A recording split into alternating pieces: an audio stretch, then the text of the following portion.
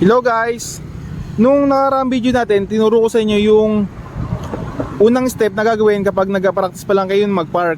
Ngayon, pag nakuha nyo na yung galaw ng likod, humanap naman kayo ng ganitong space. Ayan, yung medyo pa-curve naman siya, paslan. Try nyo namang lumiko dito ng patras.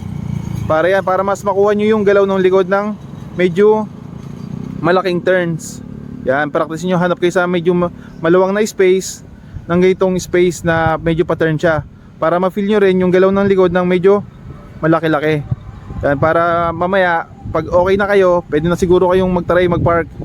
And ituturo ko naman sa inyo sa mga susunod na video yung mga tamang diskarte pag nasa loob na tayo ng mismo ng parking. Yan, practice nyo muna to, step by step tayo, para at least hindi tayo magkalituhan, no?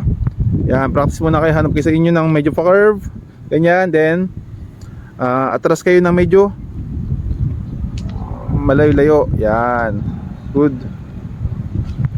Parang sa ginagawa namin ni ma'am. And sa next video natin, tuturo ko naman sa inyo yung sa pagka-park sa mismong totoong parking na. Okay, thank you.